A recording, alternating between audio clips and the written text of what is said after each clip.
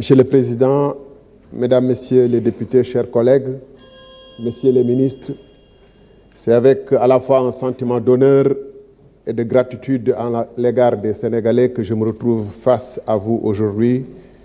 Et je souhaite pour nous tous, ainsi que pour le Sénégal, que cette législature soit une législature marquée pour le progrès et que les autorités en charge actuellement du pays réussissent parce que nous sommes au pays au bord de la rupture et que nous ne pouvons pas davantage souffrir d'autres retards ou d'échecs. Monsieur le ministre, ce projet de loi rectificative, de loi de finances rectificative, vient relativement tardivement, puisque vous avez promis aux Sénégalais un changement de politique qui devait se traduire par des changements au niveau du budget, parce que le budget précédent avait été voté par un autre régime, avec une autre vision. Et on s'attendait que dès les premiers mois de votre accession au pouvoir, que les orientations et le fameux projet que vous avez promis aux Sénégalais se traduisent dans le budget et que les projets soient immédiatement mis en place pour que, le plus tôt possible, un autre visage du Sénégal s'esquisse. Ceci étant, puisque nous sommes en train d'examiner ce projet de loi de finances rectificative, je me permets de noter des situations assez curieuses. Ainsi, pendant que les recettes baissent de manière importante par rapport à la loi de finances initiale, 840 milliards, dans le même moment, les dépenses augmentent, ce qui est totalement paradoxal. Parce que pour le coup, vous creusez le déficit de plus de 1500 milliards de francs CFA, alors même que le déficit du Sénégal était abyssal.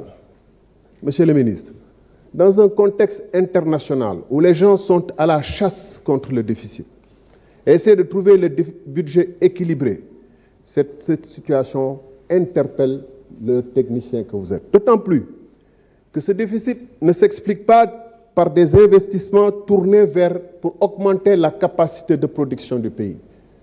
Et on en a vraiment besoin, puisque la campagne électorale agricole vient de le montrer, mais également notre école, notre université qui traverse des crises actuellement, prouve à suffisance que les ressources doivent être virées vers l'amélioration de l'avenir. Or, que constatons? Nous constatons un déficit qui sert essentiellement à subventionner de la consommation aux ménages, l'électricité. Vous me direz, c'est un débat, j'ai été ministre de l'énergie, que la subvention à l'électricité pourrait avoir un sens, mais dans un contexte moyennant. Mais ce déficit est tellement important et le plus paradoxal, c'est que pendant ce temps, vous continuez à garder une nomenclature de l'administration où il y a des agences pléthoriques qui ne servent à rien. Et donc, de ce fait même, vous continuez à financer un déficit pour maintenir une administration pléthorique. Je ne dis pas une administration politique, je dis des agences qui n'ont aucun sens. Si le temps le permettrait, je pourrais donner des exemples saisissants.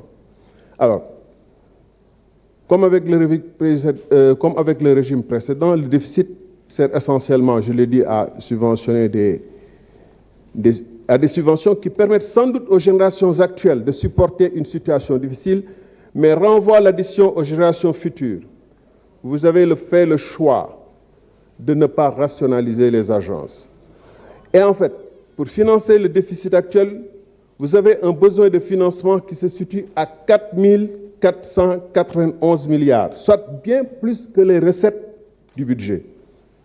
Pour la première fois, je vois que les financements extérieurs dépassent de loin les recettes du budget. Ça, c'est une impérieuse nécessité de faire quelque chose urgemment ici et maintenant, et pas de renvoyer ça plus tard. Et le service de la dette, qui a 2706 milliards, est un des postes les plus élevés du budget, plus que l'éducation nationale, plus que le